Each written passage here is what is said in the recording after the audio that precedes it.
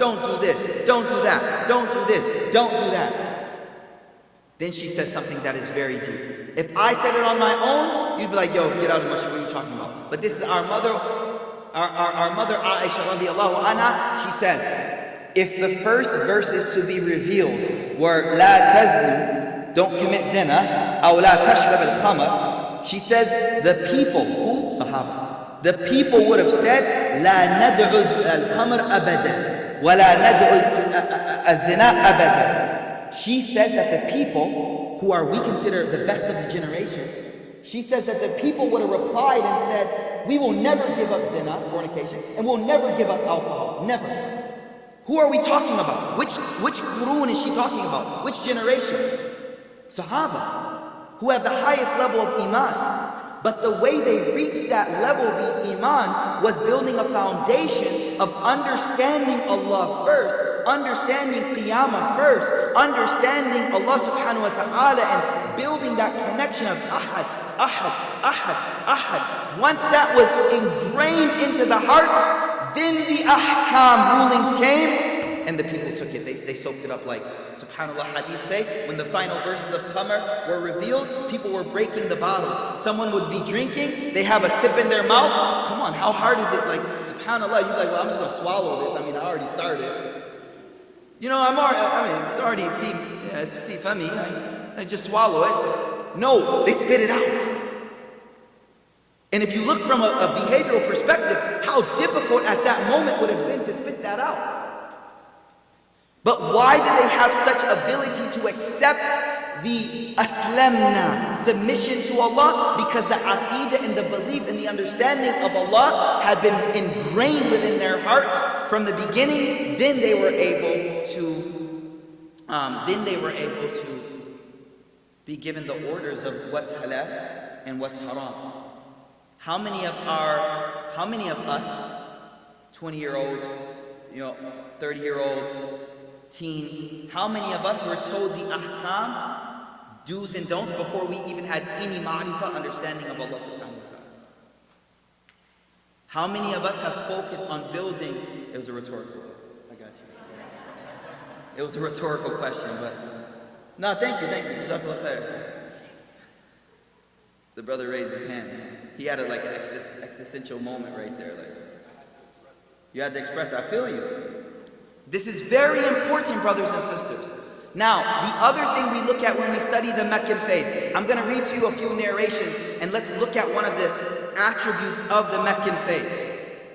وَرُوِيَ أَنَّهُ صَلَى اللَّهُ عَلَيْهِ وَآلِهِ وَصَحْبِهِ سَلَّمَ كَانَ يَقُولُ لَهُ عِنْدَ مَوْتِهِ يعني إلى أبو طالب يا عم, O my uncle, قُلْ لَا إِلَهَ إِلَّا اللَّهِ كَلِمَةٌ أستهل لك بها شفاعة يوم القيامة. The Prophet ﷺ was sitting next to Abu Talib. Now, brothers and sisters, let's talk about Abu Talib for a moment. Abu Talib was the one who gave constant support to the Prophet ﷺ. Over and over and over and over again. The kuffar of Mecca would come to him and they would say, stop him. Don't protect him. Let us get him. In one narration, Ibn Ishaq narrates that they came to Abu Talib and they brought one of the sons of Quraysh, who was extremely handsome and extremely articulate and extremely wealthy. They said, Abu Talib will trade you sons. You give us, Muhammad will give you this boy. He said, what kind of trade is this? I give you my son, you kill him. You give me your son, I raise him up. So they were doing everything possible to go against Abu Talib. And Abu Talib said, what? No. Listen to this though. فَلَمَّا رَأَى أَبُو طَالِبٍ حِرْصَ رَسُولِ اللَّهِ صَلَى اللَّهُ عَلَيْهِ وَآلِهِ وَصَحْبِهِ سَلَّمَ قَالَ لَهُ وَاللَّهِ يَا بِنَ أَخِي لَوْلَا مَخَافَةَ قُرَيْشٍ أَنِّي إِنَّمَا قُلْتُهَا جَزْعًا عِنْدَ الْمَوْتِ لَقُلْتُهَا. This is very interesting. Abu Talib, he says, Ya Rasulullah, he says to the Prophet ﷺ, when he saw how eager the Prophet ﷺ wanted him to say this kalima, he said to him, Wallahi ya bin akhi, I swear by Allah ya bin akhi, O my nephew, if it wasn't, this is what I want us to focus on. If it wasn't, no? لولا مخافة قريش. He says, if it wasn't for the fact of my fear, this is the key. What is causing him to not say the kalima? I want you to think deeply about this. لولا مخافة قريش. If it wasn't for my fear of what the Quraysh will say about me, إني إنما قلتها جزعا عند الموت. Abu Talib accepted Islam because he got scared at the time of death. He says, if it wasn't for my fear that they will say these things about me, لَقُلْتُهَا, I would have said it. My question to you is, look closely at the thing that's stopping him from doing what he knows is good. How do we know he knows it's good? Because on multiple occasions he said, I know you are a prophet of Allah. I know you are a prophet of Allah, O Muhammad sallallahu alayhi wa alihi wa sahbihi wa sallam. But I can't say it. Why not on me? Why not? Because I'm afraid of what these people are going to say about me.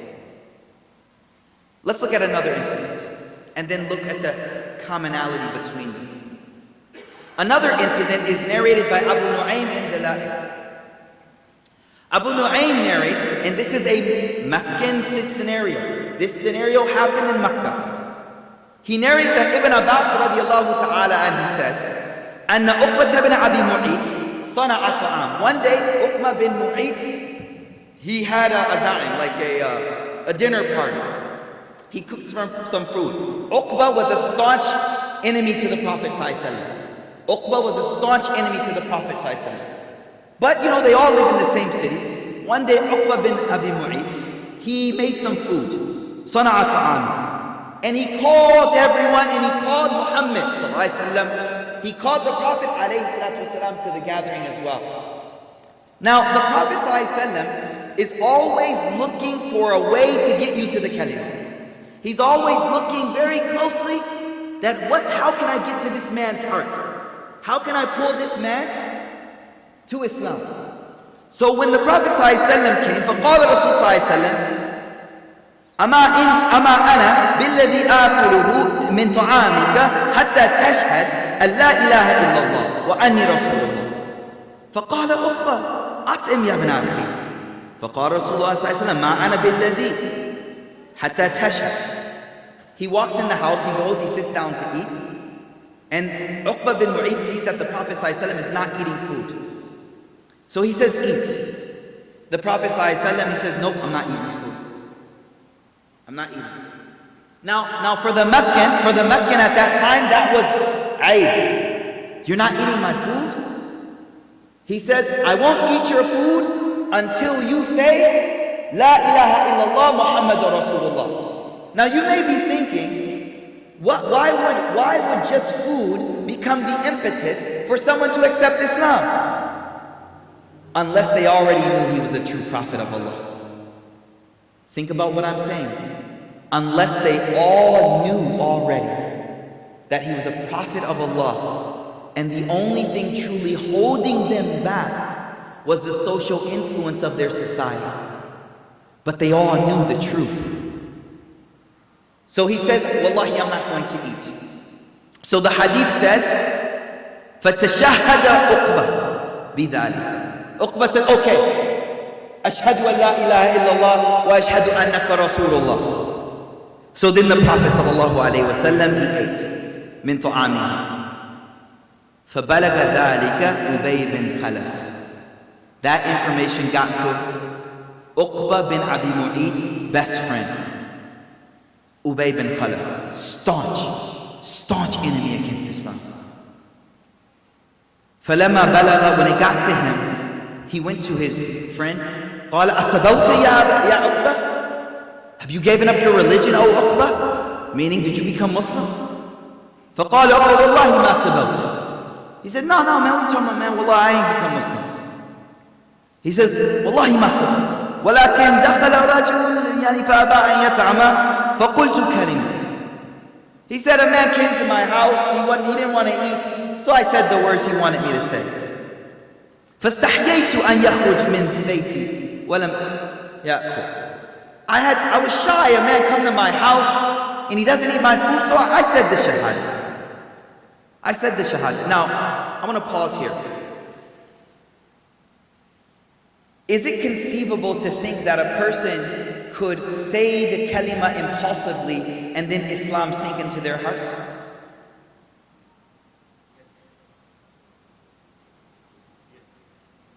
How do we know that?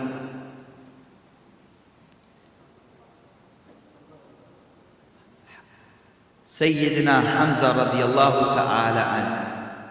If you study the seerah, you come across a personality who's the foster brother of the Prophet ﷺ, Hamza radiallahu ta'ala an. Hamza radiallahu ta'ala an, I won't go into his story now, but he accepted Islam impulsively. Because someone Abu Jahl beat up the Prophet ﷺ, and he came and he hit him in the head, he smacked him and cut his head with his bow. And he said, you're angry at him, then you're angry at me. I'm on his religion too. Now what? Now what? And when he said that, everyone was like, the hadith in Ibn Ishaq says, when I went home, I said, what did I do? What did I do? The narration says, he said, I could not sleep that night. All I did was pray to Allah. I don't know. What did I just do? He said, in the morning, I went to the Prophet ﷺ, I went to him, and I said, I don't know what I just did. The Prophet spoke to me, and he said, Iman then sat inside my heart. So Uqba bin Abi Mu'ayt, he says it just so that the Prophet ﷺ can eat his food, but the kuffar of Makkah know, anyone who says this kalima is bound to hit the core. It's bound to hit the core. So look what happens. The narration says, Ubay bin Khalaf, he said, no. I'm never going to be pleased with you. I'm not going to be happy with you.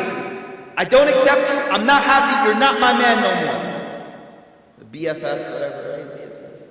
Whatever. Huh? Day one. Done. Day one? Is that the new term? Alright, day one. Okay, day one. Alright. How do you say it though? Like, I'm not your day one? Oh, dang, yo. You woke. I'm not your day one fam no more. Alright. Cool, I got that one now. Alright. So Uqba bin Abi Mu'ayt, Ubay bin Khalaf is like, yo, it's done. I'm not your day one fam anymore. Yeah. Yes, got one. So what happens next? This is amazing. Subhanallah, he says, I will not roll with you anymore. Abadan. Hatta ta'tiyahu fatabzuq. Until you go to him, na'udhu billah, and spit in his face. And spit in the face of such a gentle man. Such a soft-hearted man. Such a caring individual. Alayhi salatu wassalam. Someone who is mercy for all creation. Gentle with children. Gentle with the elders. Hatta al-hayawan. Such a person, until you go to him and you spit in his face. Now I ask you, what type of pressure could force a person to go do something so vile to such a pure individual? The hadith says, astaghfirullah. He says, فَذَهَبَ عُقْبَةُ بْنَ مُعَيْطٍ فَبَزَقَ فِي وَجْهِ رَسُولِ اللَّهِ صَلَّى اللَّهُ عَلَيْهِ وَسَلَّمَ. He went to the Kaaba, went to the masjid, he found the Prophet ﷺ. He walked up to him and he spat in the face of our beloved Prophet Muhammad sallallahu alaihi wasallam. When this happened, Jibreel came down with new verses of Surah Furqan. وَيَوْمَ يَعَضُّ الظَّالِمُ عَلَى يَدَيْهِ يَقُولُ يَا لَيْتَنِي اتَّخَذْتُ مَعَ رَسُولِي سَبِيلًا يَا وَيْلَتَى لَيْتَنِي لَمْ أَتَّخِذْ فُلَانًا خَلِيلًا. The verses were revealed that there will be a day when the oppressive person, Uqba bin Mu'ayt, will be biting on his own hand. Why? He will say, Ya waylata laytani, I wish I never had that person as a friend. We underestimate the influence of our environment on us. We overestimate our ability to not be affected by the environments that we find ourselves in. I can go chill over there, I'll be good. Study after study says you won't be good, man. You are a product of your environment. And we don't need the psychological studies that we have today, because we have the words of the Rasul sallallahu alayhi wa sallam. Al-mar'u ala dini khalili. A man or a woman will be on the religion of their khalil. What does khalil mean? Don't translate it as friends. Don't translate it as friends. You know what khilal means? Like when you do this in wudu, this is called khilal. When you do this to your lihya, it's called khilal. Khilal is when two things come together. So take the word friends out and say this. You will be on the way of the people you chill with. You will be on the way of the people you chill with. Why am I bringing this up? Let's look at Abu Talib, his story. Abu Talib, what did he say explicitly? If it wasn't for my fear of what they're going to say. What was the thing that stopped him from kalima? Fear of what the people would say about him. What was the thing that stopped or forced Uqba bin Abi Mu'ayt, la'anahullah, to do such a horrible act? What was the action? The influence of the environment around him. Brothers and sisters, and this brings me to my primary point I want to talk about today. What if I said to you that the primary problem behind us holding on to our deen, living according to our deen, is our love and our hates? Our love and our hates. What do you mean by that? Abu Talib, there were two things that he hated in the story I just told you. What were the two things he disliked in the story I just told you? Number one, everyone should know the first one. What was the first thing he didn't want? Anyone, please. Not rhetorical question. He feared what people would say about him. He hated for people to speak negative even when he was dead. What was another hatred that he didn't like in this narration? To displease his nephew. There are two things in his mind, his heart, that are competing with one another. Please listen to these words. There are two things within him competing with one another. Two things he dislikes. Number one, I dislike what the people are going to say about me. Number two, I dislike making you sad, oh my nephew. But which one is stronger? We know which one was stronger. I'm going to read you some words from Ibn Qayyim al-Jawzi rahimahullah ta'ala. And I want you to, when I read these, analyze your loves and your hates. I want you to analyze your loves. What are the things you love and what are the things you dislike and how they affect you? Listen to Ibn Qayyim al-Jawzi rahimahullah ta'ala. وَقَدْ تَقَدَّمَ أَنَّ الْعَبْدَ لَا يَتْرُكُ مَا يُحِبُّ وَيَهْوَاهُ إِلَّا لِمَا يُحِبُّ وَيَهْوَاهُ وَلَكِنْ يَتْرُكُ أَضْعَفَهُمَا مُحَبًّا لِيَقْوَاهُمَا مُحَبَّةً. He says, the thing you have to understand about yourself is that you will never give up something you love and desire except for something else that you love and desire. And whichever one is the stronger love, it will overpower the weaker love. You love to have a nice, nice physique, strong. But you also like that fried chicken. You know what I mean? Which love is stronger? You love to wake up for Fajr, man. I love it. It feels so holy and spiritual. Oh, it feels so good. I love waking up for Fajr. But I love this sleep right now. Which love is stronger? Which love is stronger? Ibn Qayyim al-Jawzi rahimahullah, he says that the way that you learn to do what you're supposed to do is you assess what you love. You assess what you love and why you love it. And when you realize why you love something and what you love, you can automatically predict what your behavior is going to end up being. Do I love the likes on Instagram so much? Do I love when fill in the blank over this thing? Look what he says next though. كما أنه يفعل ما يكرهه لحصول ما محبته أقوى عنده من كراهة ذلك الفعل. He says similarly, if you dislike doing something, but there's a greater love that you want, through that thing you dislike, you'll force yourself through the thing you dislike to get the thing that you actually love more. That means your love was greater than your hate of the other thing. Can I get an example?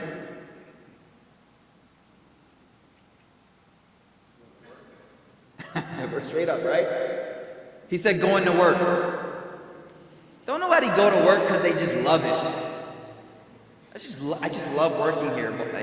You may say that, right? But you just love it. So the boss comes around and is like, Abdullah, we got to cut back on some stuff. And we won't be paying you anymore. But because you love the work so much, just come on. You're like, man, I'm out. So the brother is saying, you wake up, you go to work, you work hard, you don't even want to do it, but you love that paycheck. I'll give you something deeper. May Allah protect us and keep us all healthy. See someone go through chemotherapy? May Allah protect us. May Allah forgive any of our loved ones who we've lost. And any of our loved ones who are sick, may Allah give them shifa. But do you see the pain people go through in chemo because they love life? I want to live. I'll go through this pain because I love life. I'll go through the pain. I'll go through the pain of doing wudu with cold water because I love salah. I love the feeling. Or I'll be like Bilal radiallahu ta'ala an, who's on the scalding sand. His back is open. He's laying on the sand. The stone is on top of him. And they're saying, just say you don't believe la ilaha illallah. And all he says is, ahad, ahad, ahad, ahad, ahad, ahad. Because his love for ahad is greater than his hatred for his own physical pain. Allahu Akbar. Allahu Akbar.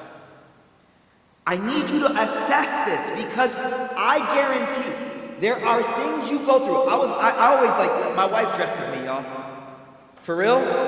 Like, cause I'll come out like mismatching, yo. And before I get to the door, my wife will be like, oh, stop.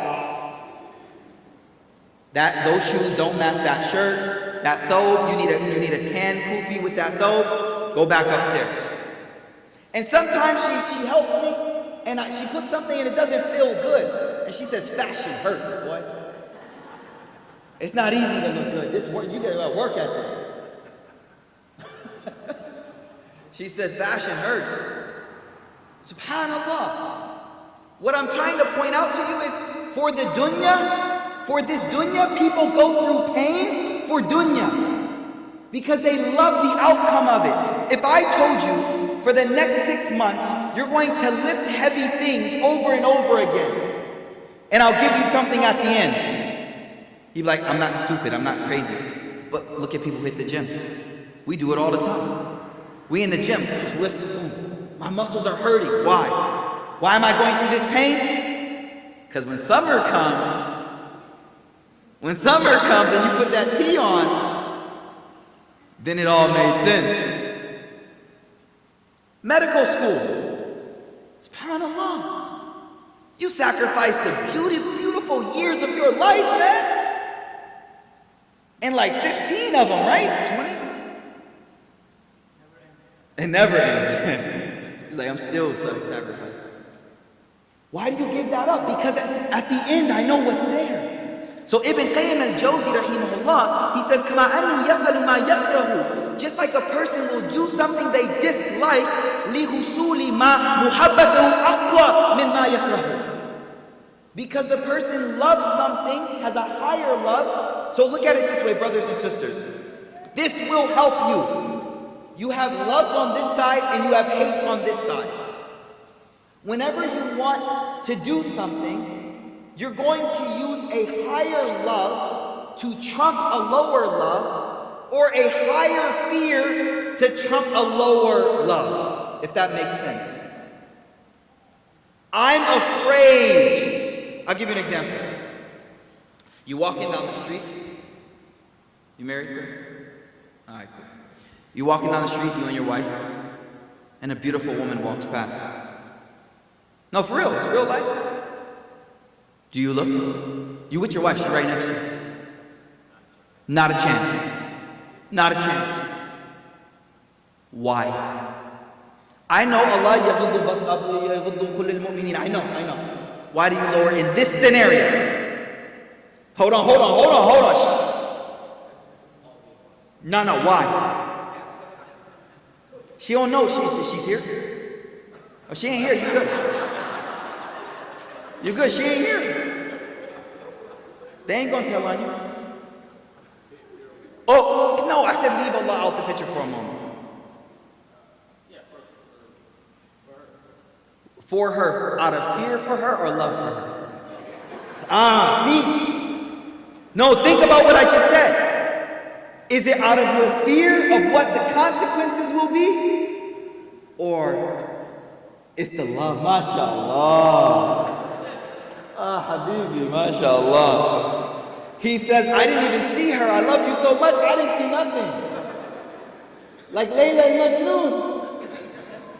Majnun, he couldn't see anyone after he saw Layla one time. His love for her was so much, he became blind to the dunya. He was Majnun after that point.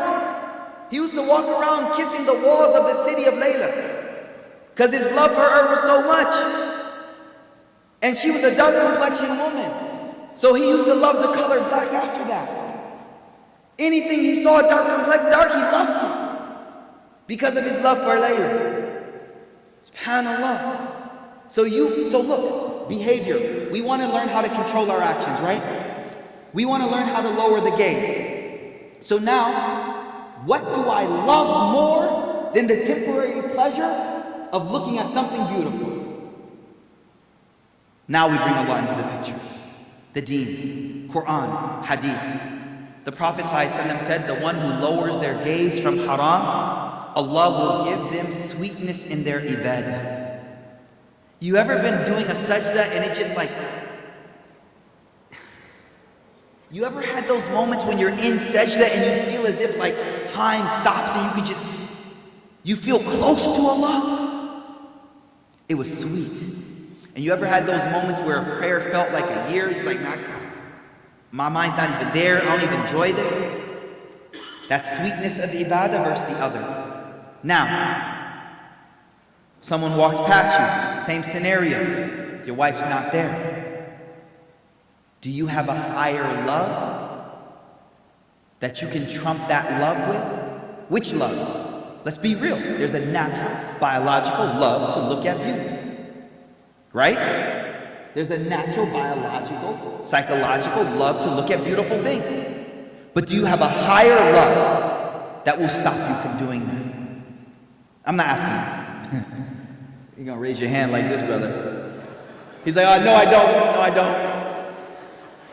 Do you get what I'm saying? But there's another thing that you can do. A greater fear than the joy of that pleasure. What do I mean?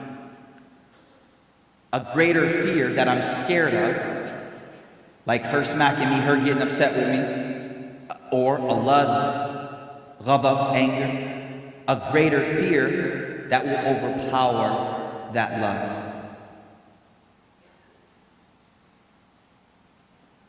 SubhanAllah. Now I want to take this knowledge we just spoke about, And I want you to apply it to Uqba bin Abi Mu'ayt, the story we started with. What happened in the story of Uqba bin Mu'ayt? He has one love, he has one fear, which is the fear of being disrespected at his house. So he says, La ilaha illallah. Now he has another fear of his day one for life. What is it? Nah, he said it really nice. Day one family, okay. He has another fear of losing day one family. Right? Which one overcame the other? Now you see how susceptible we are to our loves and our hatreds? And that's why, brothers and sisters, when people talk about, I can't do this, I'm addicted to this sin, I can't. You've been feeding the loves of certain things for so long that they've become very strong inside of you, and you love them so much or you hate so much something else. You know people that jog every day like they miss jogging? You know, if you hit the gym regularly, you start to miss that pain. You know what I'm saying? Like you start to miss it. Like I gotta get back in the gym. The hardship you start to miss because you've cultivated a love for it. Who here drinks coffee? I mean, the first drink of coffee was kind of like, but after you drank it enough times, that bitter taste, and then you feel the caffeine like, that bitter feeling is overpowered by that love for the coffee. So, with that said, Ibn Qayyim al-Jawzi rahimahullah ta'ala, he continues and what he says is, وَقَدْ تَقَدَّمَ أَنَّ خَاصِيَةَ الْعَقْلِ إِثَارَ الْأَعْلَى مُحِبَّيْنِ عَلَى أَدْنَاهُمَا. He says that the role of the aql, what is the aql? The aql is the intellect. We're going to be talking about aql tomorrow in the workshop. The aql is the intellect. He says that the purpose, the khasiyah, the quality of the aql, intellect, for a believer, listen to me here. This is very important for the shabab.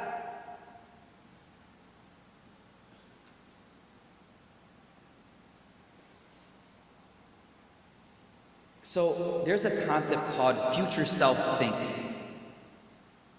Future self-think is for you to write a letter to yourself 5 years from now. Think about what I'm saying.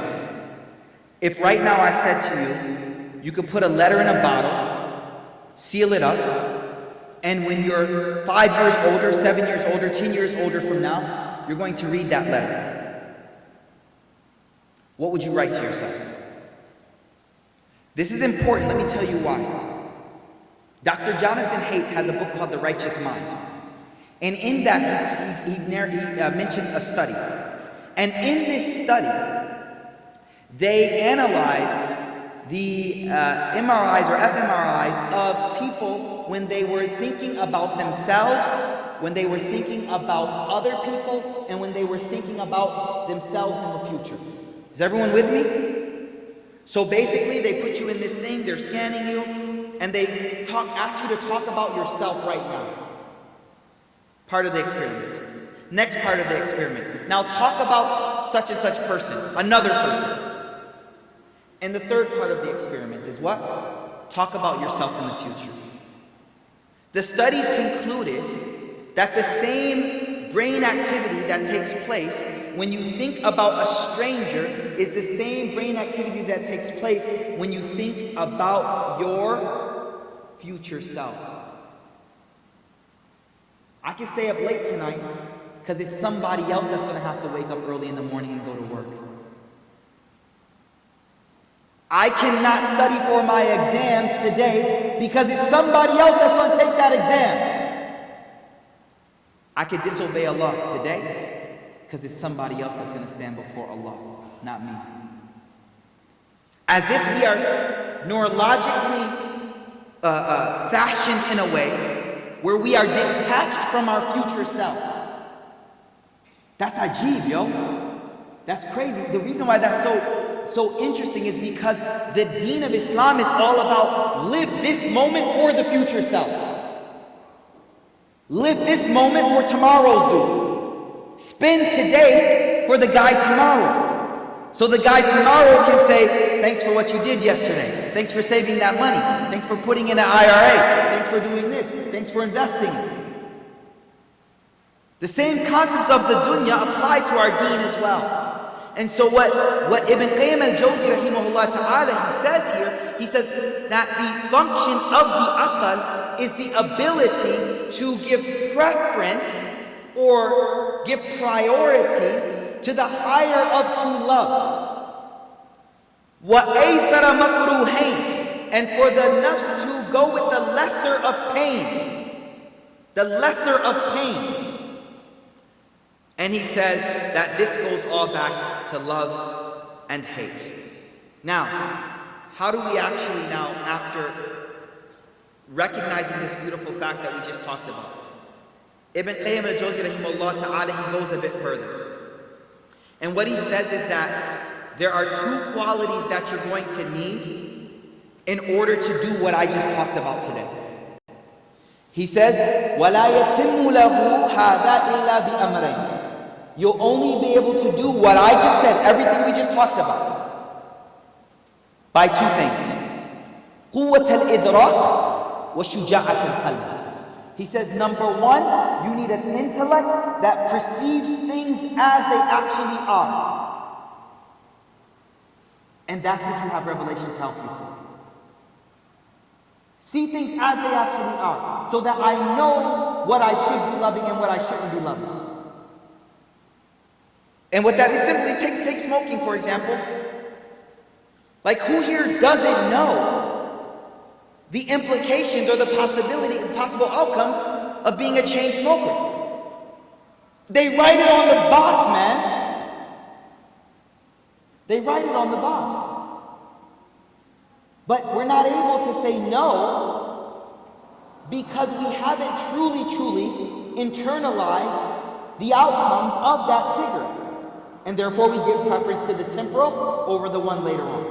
And that is a key thing. So he says here that the first thing you need is that the power to see things as they actually are. If I stay up till 1 a.m. tonight, that's dangerous for me. That's bad because tomorrow I'm not going to be able to wake up for Fajr. I'm not going to be able to get to class and work on time. So the quwwat al-aql. Then he says you need one more thing. You need a strong heart after that. You need willpower. You need the ability to push yourself and force yourself to do that. So this is Ibn Qayyim al-Jawzi rahimahullah ta'ala's breakdown of, and subhanAllah, he says something even more profound. He says that when a person had staunch hatred for something and then begins to love that thing, that love will be the strongest of loves you can imagine. Let me say that again. If a person has had, and it works the other way as well, if someone loves something and then a hatred was formed, that will be the strongest type of hatred. Similarly, if someone hated something and they fell in love with it, that will be the strongest type of love. Let me give an example. Hind, the wife of Abu Sufyan, she hated the Prophet ﷺ. She hated him so much. She did everything against him she possibly could. And then finally, when Islam penetrated the core of her heart, she said that I don't know what happened, but your city used to be the most hated city to me. Your name used to be the most hated name to me. Your religion used to be the most hated religion to me, but I swear by Allah today, you, your name, your city, your religion are the most beloved things to me whatsoever. I'll share with you one more story and we'll wrap it up for questions and answers. There's a story that's narrated by Ibn Hisham. It's beautiful. About a man by the name of Fudal. And I only want to focus on the change that happened in Fudal. Fath Mecca was the conquest of Mecca. When Mecca was conquered, there were many non-Muslims in Mecca that hated the Prophet ﷺ. They had just been conquered. The Prophet ﷺ had just conquered Mecca. Mecca was given over to the Prophet ﷺ, and the Prophet ﷺ now is doing tawaf around the Kaaba. I want you to see it.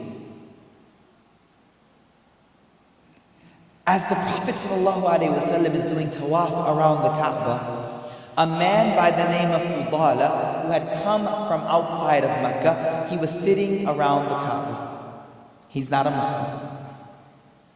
He says to himself, while he watches the Prophet ﷺ, as he watches him do his tawaf, he says in his heart, I should just kill this man right now and end all of this. I should just kill this man right now and end everything. It'll be over. The Prophet ﷺ is doing tawaf. As he comes around near Fudala, he looks at Fudala. Out of the number of people there, he looks Fudala in the face and he says, is your name Fudala? He goes, yeah, that's my name. He says, Ya Fudala, ماذا تحدث في نفسك الآن? He says, Ya Fudala, what were you thinking in your heart right now? Fudala looks up, he says, La shay, adhkurullah. He says, I wasn't thinking anything, I was doing dhikr of Allah. The Prophet looks at him and says, Astaghfirullah. Astaghfirullah. The Prophet ﷺ, he continues to do tawaf.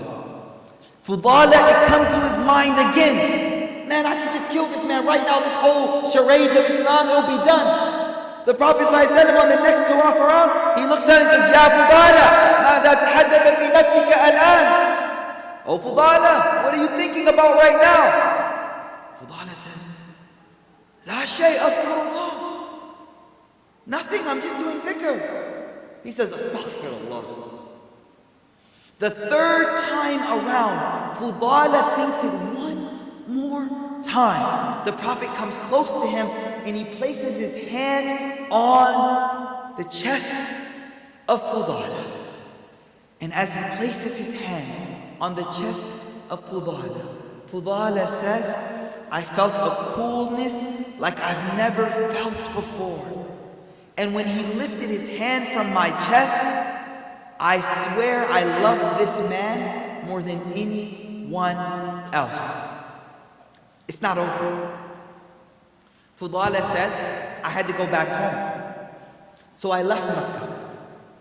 Same day. As I'm leaving Mecca, I passed through a little village where my girlfriend lived. And as I walked past her house, she says, Ya Fudala, halumma ila al-hadith. She says, Ya Fudala, come, let's chat, let's talk. Now look at the transformation. Fudala says, La, ya'bullah wal-Islam. He goes, nope, sister, no more of this. Ya'bullah, Allah doesn't like this relationship. Islam doesn't approve of it. And guess what he does next? He starts giving her da'wah. Lawla ra'ayti Muhammadan wa hizba. And he starts giving her da'wah. This man changed completely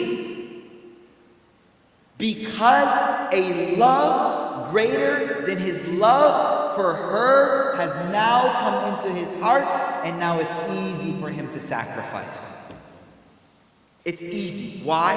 Because there's a greater love. The reason why it's so hard for us to practice Islam is because we don't see that greater love. We don't have that greater love. And because we don't have that greater love, why would I not? Why would I wake up for Fajr? I'm just going to sleep. I love the bed. But then when you hear the Prophet ﷺ say that the one who wakes up, goes to the masjid, prays Salatul Fajr, they will have nur tam yawm al-qiyamah. They will have perfect light on yawm al-qiyamah. Now you're waking up hitting that alarm like, yo. Because the love, there's a greater love. There's a greater love. So may Allah subhanahu wa ta'ala, brothers and sisters, all I want you to do after tonight is when you see your actions are not where you want them to be, and you can't do future self think. You can't think about your future self. What you have to question is, what are the immediate loves that are blinding me from things that are better for me? What are the immediate loves? And now, okay, Sheikh, I know the immediate love. I ain't gotta go home. I know right now what her name is.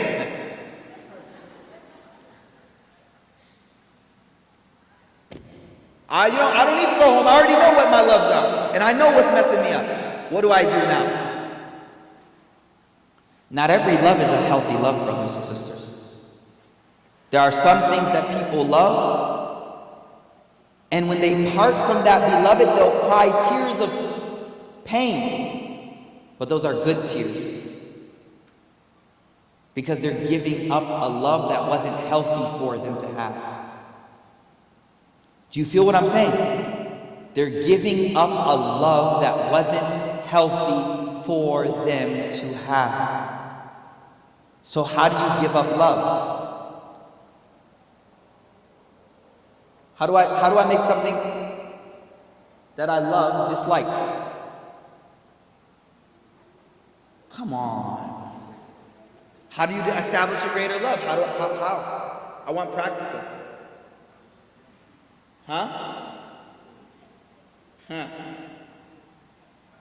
So one of my psychology teachers taught us a really interesting trick. Say you were in love with someone, hypothetically speaking, and you had to break that love. One of the things is to create a negative association with that thing that you love. A negative association with that thing that you love. So, they said, for example, you take a picture of that beloved thing or person. And on the back of the picture, what do you write? Non-rhetorical question. I love you? You're going to support that, brother. We trying to break this love. You write all of the negative things about that thing. And what you do is, every time the thought of that thing comes to your mind, you look at those negative things, you turn it over, and you remember, oh man, she used to. Oh man, he used to. And eventually over time, what happens is that thought of the person will immediately link over to those negative associations. It's not easy. It's not easy. It takes effort. Definitely takes effort. But when you realize that this is a negative love for me, an unhealthy love for me, you'll make that effort.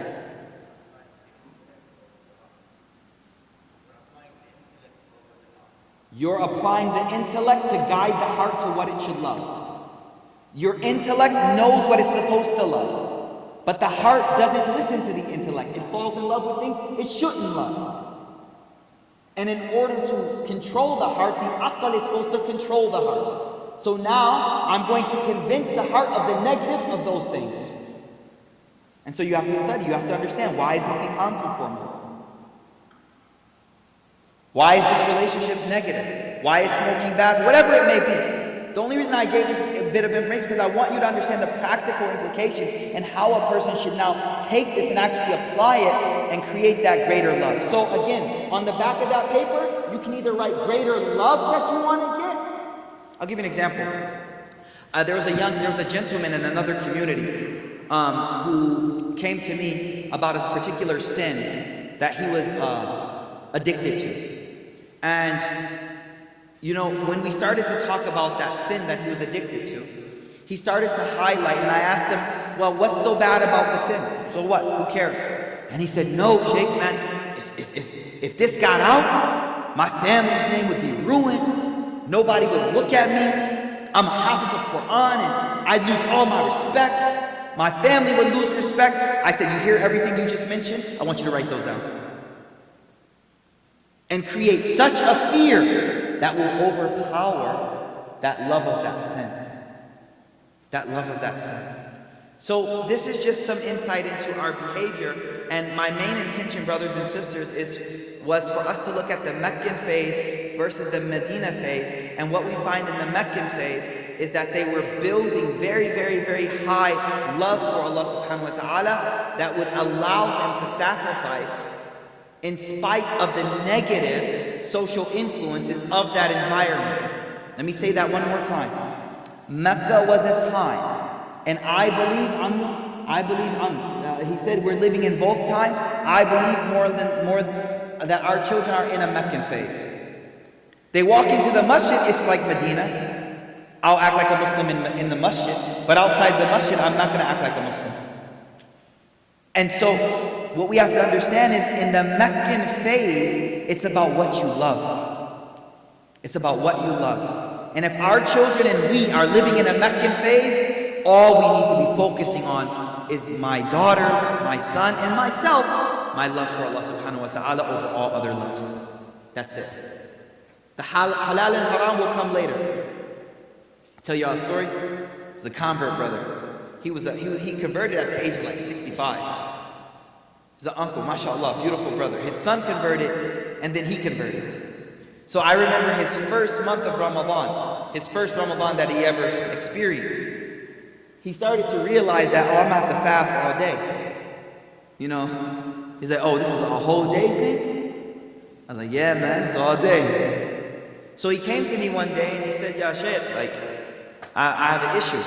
I said, what is it? He says, it's Ramadan and we're fasting, but I got a golf tournament. I can't give up.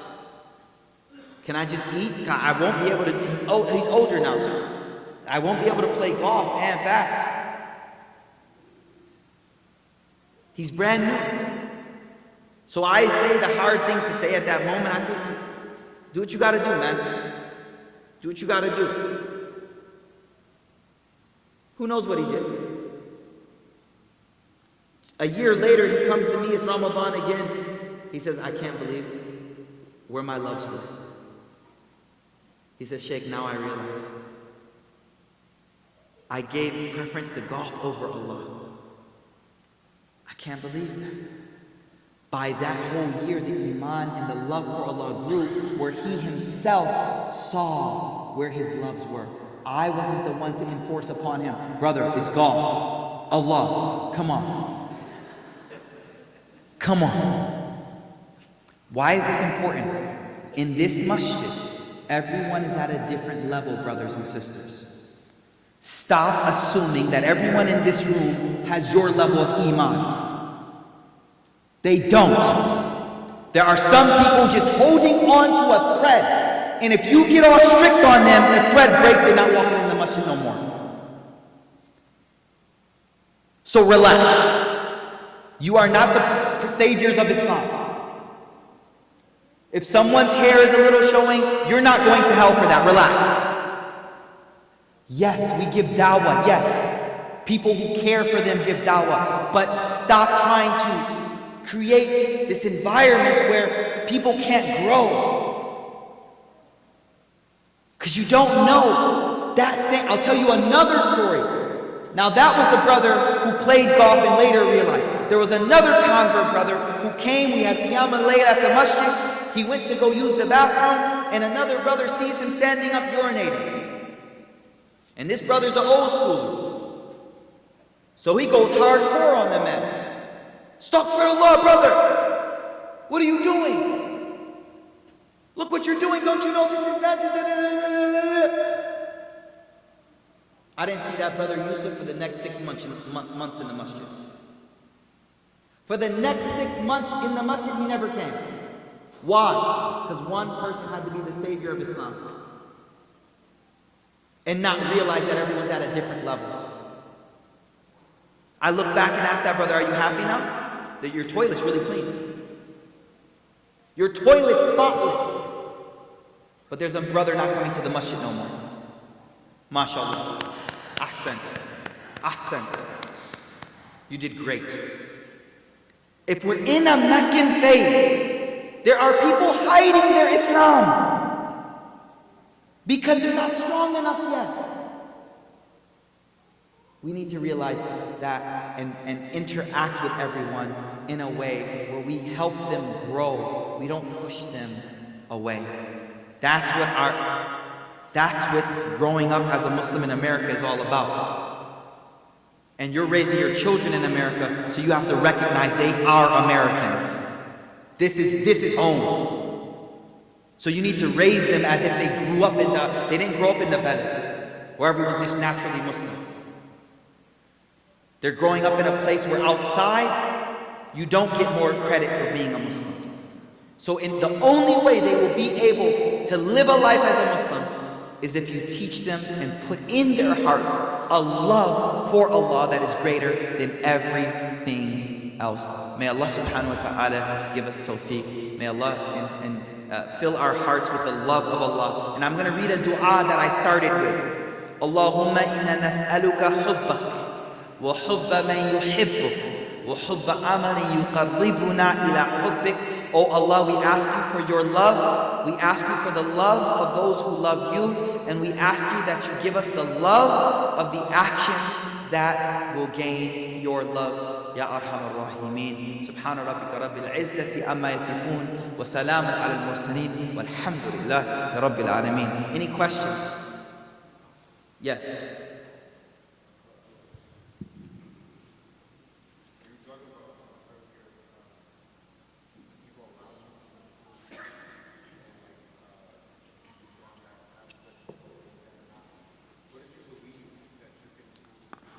Yeah, this is a common question. The question is that I mentioned how the social influence is very strong, and that often we're surrounded by people that will negatively or positively influence us, that we're very impressionable. The question is, but what if me hanging around these people is making them better? That's a delicate issue. Because you have to be true to yourself. And you have to be true to yourself because you have to question, are they influencing me more or am I the one influencing them more? It's a personal issue. If you see yourself changing, and I'll tell you how, check this. I have this group of colleagues of mine who I aspire to be more like. And I have this group of colleagues who I'm aspiring to change. When I go back and sit with the company of those who I aspire to be like, do I feel comfortable or uncomfortable? Do I walk in the masjid and feel like, nah, I gotta get out of here, man. It's too like religious up in here, yo. Ooh-wee. There's a lot of God talk up in there. Let's get out, I gotta go. 1 hour? Okay, that's it. You understand? Like, so when you're with these people, you're trying to change them. When you go back to the people who you aspire to be like, do you find them as strange? If you start to look at them as strange, you got to understand you've been influenced. You weren't doing the influencing. You weren't doing the influencing. You got played. Shaitan just played you. Shaitan just played you. You know the airplane should be like, put on your mask before you put on the mask of someone else. Right? Save yourself. قُوا أَنفُسَكُمْ وَأَهْلِكُمْ قُوا أَنفُسَكُمْ وَأَصْدِقَائِكُمْ قُوا أَنفُسَكُمْ. Save yourself first. Once, are you a swimmer? You know how to swim? Are you a good swimmer? Okay, so if someone's drowning, you'll jump in, right? You can handle somebody that's all like, no, seriously, I'm not joking. Now, if I could barely swim, and you and someone else in the pool drowning, should I jump in? That's 2 dead people. It was better for 1 dead person. And not only, I didn't say do you know how to swim, do you know how to handle a person who's panicking while they're drowning? You know that's a different level right there, right? You can swim perfect, but not know how to handle a person. So you can be a good swimmer, like you got life, now swim deep. You can be a perfect mu'min, have your deen on pat. But I don't know how to save people. I just know how to swim. You get the difference? So you got to look at it that way. So that's my recommendation. Before you, there was a sister in the back. Yes, in the back, sister.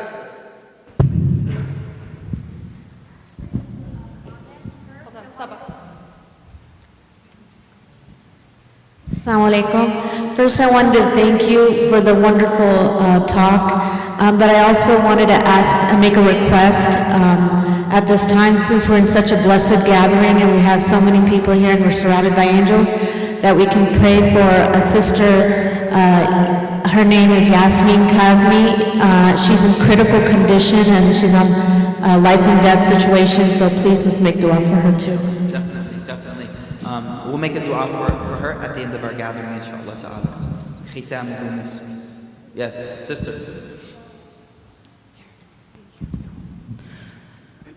Jazakallah khairan so much for the halaqah, it was beautiful. So I have two questions. First question is, in a lot of your halaqas you mention about lowering the gaze, but I don't understand what lowering the gaze is in our age, because in a culture where if you look on the ground you're socially awkward or you have social anxiety, and if you don't give direct eye contact that's disrespectful and different in a lot of professions if you do that. So what does ghadd al-basar in our current day mean? Great question. All right, that's a great question. So the fuqaha explain that the ghadd al-basar is to lower the gaze from the mahasin, or the beauty of the opposite gender or the same gender, when there's khawf wal fitna, fear of attraction, fear of temptation, and so that's obviously subjective. That's very subjective, obviously. And so what that means is that a person is encouraged that when they feel within themselves that first of all, looking at someone's awrah, satr, is mutlaqan haram. Satr means that which we're ordered to cover. So for a man, it would be from the navel to the knees, and for a woman, it would be other places as well, right? Except her face and her hands and things like that, right? Her hair would be awrah, so on and so forth. So to lower from awrah is considered mutlaqan, you have to do, whether there is khawf al-fitna or not. But regarding eye contact, face-to-face looking at the opposite gender, that lowering of the gaze, I'm going to make it practical first, but I want you to know the ruling first. There's two different things here. You asked the question, what does it mean to lower the gaze? I'm going to explain that, and now you're asking for the contextualization for that for us. So the first thing, what is lowering the gaze? Lowering the gaze is that to look down, to look away, avert one's eyes from that which will cause them temptation, attraction, and so on and so forth. Right? And the reason you have to understand that is this lowering the gaze isn't a concept that's only for gender relationships. وَلَا تَمُدَّنَّ عَيْنَيْكَ إِلَى مَا مَتَعْنَا بِهِ زَهْرَةَ الْحَيَاةِ الدُّنْيَا. The Quran says lower your gaze from all of the things that people have been given. Why? You're why can't I just look at nice cars? You know why. Man, you just got a new Civic, right? And all of a sudden, my man pulls up next to me in the Audi, and all of a sudden I'm like, I have a Civic. 10 minutes ago, you were like, yeah, I got me a new Civic, yo. What happens is that discontentment that comes into the heart by constantly looking at what other people have. The more you look at what others have, the more susceptible you are to not be content with what you have been given. And so the concept of lowering the gaze is to control your inner stability, your inner balance within yourself. The husband that lowers their gaze from the beauty of other women becomes more content with what Allah has given him in a spouse. Similarly for the opposite gender. Now, you're speaking about scenarios, some of which are daruratan, where I'm working with a colleague and I have to look at them to communicate.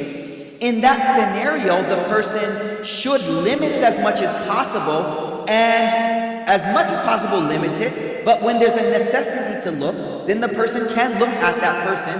But that never means we can look at someone's awrah, like someone's satr. Do you understand what I mean by that? So in the case of darura, ad-darura tubihu biqadri ad-darura. So as much as is necessary, you do the darura, the necessary thing, and after that you avoid the extra looking. So if there's a woman that I work with, right, and I have to look at her to communicate, I may look at her And when that moment of communication is over, then I avert my gaze. The moment it's done, that's it right there. But now I'm never going to be looking at what is haram to look at all the time, her body and all of those things. There's no darura to look at that. But to look at her face, communicate with her in that moment, there is sometimes darura in that, and especially in a society where it's not so used to it, then it doesn't just mean you walk around with your head down, it means you avoid your eyes from constantly looking at temptation to yourself, right? And it is something that is an essential part of our deen for sure. And I think we should kind of understand the contentment that it would create in one's heart for what they have. But other than that, I think just keep it limited to what is necessary to do. Do you understand what I mean? But I'll say one more thing too. We have to be comfortable. Okay, with all that said, I'm going to take you to a whole nother thing. Listen to this. There are other minority groups that push for their own lifestyles to be normalized. Why don't we have that kind of thing as well? What do I mean? I mean, you can clearly understand what I mean. There are alternative lifestyles that want you to accept their lifestyle. You should be cool with my lifestyle. We have some of this. Yeah. You should be cool with our lifestyle. And here we are shy about people being used to my lifestyle. Why the double standard here? Because yours is the name of liberalism and mine is the name of a religion? Do you see the double standard? Now, I'm not saying that you should be the vanguard for normalizing lowering the gaze. Your company, you will be the one who normalizes the lowering of the gaze. No, I think that socially we should also question why we don't strive to normalize my lifestyle as well. So if I don't shake hands with a colleague, you can't sit there and judge me the same way the one with an alternative lifestyle won't let you judge them for their alternative lifestyle that you have to be accepting of, that they keep pushing in your face. You get what I'm saying? That takes a little level of courage there. Yeah, it does. But at least I want you to see the double standard. You get what I'm saying? But again, lower the gaze as much as possible. Someone asks me a question, a sister, I'm going to answer your question.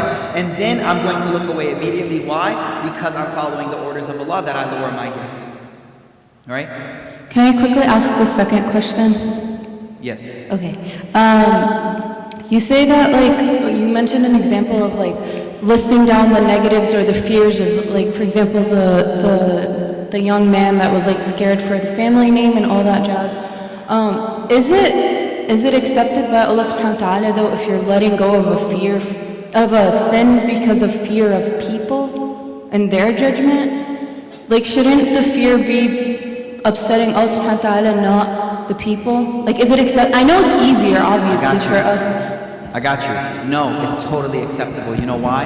The Prophet ﷺ says, إِذَا لَمْ تَسْتَحْيِ فَاسْنَعْ مَا شِئْتَ. If you have no haya or fear from the people, you'll do whatever you like. Part of our deen is that the ethos of our environment around us helps keep us on track to what we want to be like. I know that's a tough one. We need a whole nother halaqah for that. But the ethos of our environment helps me stick to my standard. Do you get what I'm saying? Like I'll give you an example. Like if you play football on a football team and you fumble the ball, then you are going to be humiliated and feel ashamed. You don't go to practice the next day like, I can fumble the ball if I want to. Y'all can't judge me. They're gonna be like, no, you don't play on this team then. We don't fumble the ball. Like, no, I can be me. Like, no, this is not who we are. So when I'm a part of that team, that means I ascribe to the same standards that they ascribe to, and I want them to nicely keep me to those standards. I know that somehow contradicts a bit with what I said at the end of my talk about let people grow and so on and so forth, but the concept of me being ashamed in front of other people is a part of the deen. Undoubtedly. But you need to learn healthy shame and unhealthy shame as well. Healthy shame versus unhealthy shame. Like there's some shames that I feel, fears of people ridiculing me that are not healthy. If I'm at an airport and I need to pray, like I'm shy because people are gonna be looking at me. Man, I ain't never gonna see this cat in my life again. Why do I care about you, yo? Seriously, ask yourself this question. Why do I care about you? I'm never gonna see you in my life again. For me, that's an unhealthy fear. That I am so worried about what you're gonna think that I'm not gonna pray right now, even though I'm never ever gonna see you in my life again. Are you kidding me? How foolish does it sound? But it does happen to us, right? So there are healthy fears and unhealthy shame, healthy shame and unhealthy shame as well. And we want to cultivate a shame that we've controlled, and those who we give the ability to shame us, they can help keep us in line. So I think it's a beautiful thing if I have a friend and I'll be like, yo, I have a group with one of my teachers, we're in WhatsApp, where we message every time we read our portion of the Quran today. And if I don't put the message in, then everybody will be like, yo, what's up, bro? What's up? Why you slacking? So I'm going to read my Quran, but I did it. Woo. And that's a beautiful thing. That's a beautiful thing. Yes, sister. Oh, no. She grabbed the mic, like, wrapping it up. Yes, brother. Wallahu a'lam. Personal, indeed.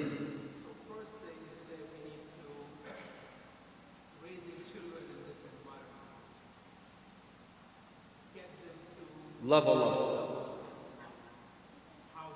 Go see the creation of Allah. Look at the blessings of Allah. I'll tell you how you get someone to love Allah. Sidi Ahmed Zarruq of Fez. The question was, how do I get my children to love Allah? Sidi Ahmed Zarruq of Fez. He's a scholar that passed away many, many years ago. He has a story that when he was 6 years old, it's going to sound kind of funny, but listen to this. He says, when I was 6 years old, my parents had passed away and I was living with my grandmother. And my grandmother used to send me to the Quran school. And when I would get home from Quran school, it would be time for lunch. And when I would come home from lunch, she would say, you know, ma indana ta'am, we don't have any food, we don't have any food. Let's go pray 2 rak'ah and supplicate to Allah subhanahu wa ta'ala for food. This is his grandmother. So he said, I'm 6 years old, we'd go, we'd pray salah, and we'd ask Allah, Ya Allah, Ya Allah, Ya Allah. And then she would say, okay, ta'al mufattish al-bayt. She said, come, let's go search the house now. Right? And then she had already khaba'at ta'am. She had already hidden the food somewhere. So when Ahmed would find the food, he'd go, Allahu Akbar, we found the food! And he'd put his hand to eat, and she would say, La, hatta nashkurullah. We have to thank Allah first. We have to thank Allah first. This is how you train love inside of the heart. Look at the creation. Look at the mountains. MashaAllah, Phoenix, y'all got all these beautiful mountains. I'm from Dallas, like a pancake. You got these beautiful mountains. Look at the mountains. Look at the sunset. Look at the blessings. Remind them that these are blessings of Allah so that they appreciate these things and realize this didn't have to come to us. Allah blessed us with this food, with this house, with this running water. Let them see the signs of Allah subhanahu wa ta'ala. Let them see the signs in the nature of Allah. See Allah's creation. See Allah's creation. See Allah's creation. Every blessing, man, this right here, man, this is a sign of Allah. If you live in Flint, Michigan, wallahi, this is a blessing. No joke, yo. You live in Flint, Michigan, you like, yo, they got water, man. But for our children, it's adi, yo. It's adi, it's like whatever, like I'm supposed to have food. Like, God's supposed to give me food, right? Right? La hawla wa la quwwata illa billah. God is supposed to give me a house. God blessed you. God blessed you with that. Allah blessed you. He loves you and He gave you a gift. You get what I'm saying? There you go. Yes, sister. Is it on? Sorry, so my question was, when does shame become an ineffective motivator for change, and where do you draw the line between shame and self-hate? Oh, subhanAllah, such a beautiful question. So, as I said, we need to understand the difference between a healthy shame and an unhealthy shame. I hope we all understood that. What that means is people that I don't share the same moral values with, I could care less about their opinion of me and them shaming me. Those who I share a standard with, then I appreciate their criticisms. I appreciate their watching of me. Now, the next question, which adds on to that is when we start to realize that we aren't holding to the standard that we have for ourselves, we can become depressed, we can become very negative, and we can start to have these thoughts that we're never adequate, we're never enough. And in fact, many of our family members will tell us that we're not enough, we're not doing enough, you're not a good enough Muslim, you're not enough, you're not enough, you're not enough, you're not enough. First of all, that's aib on them. That's aib on them for not helping you. Second of all, I think, sister, you need people around you who will motivate you and build you up, not just break you down. You need friends and people around you who will build you up. You know, if you ever played on a team sport, the coach has a job. The coach will go hard on you, but also boost you up when you need it. Those are the type of people that we need around us, not people that are just going to constantly reinforce the negative sides of us. So sister, I would say honestly that you need positive reinforcement about your self-worth from other people. Let me give an example. There's so much. We're going to talk about this a little bit more in tomorrow's workshop. That's my short answer for you, sisters, that you need to surround yourself also with positive company that will help balance your opinion about yourself as well. Okay? Remember, if you stop moving forward, then it's become too negative. If you stop progressing, then you focus on the negative for too much. Let's just take one or two more questions just because it's getting late. Inshallah. Brother? Is there a possibility where you kind of, I know it's like maybe a few minutes ago or 10 or 20 minutes ago, basically the end of your talk, you mentioned something. I was wondering if you could kind of repeat that. What was it? I don't know what it was. Exactly, yeah. I'm so sorry. I'm sorry. Yes, sister, last question. Earlier in your khutbah, you mentioned the importance of how, like, to preserve your deen, you need to have a sense of debt to the society and like the around you. Yes.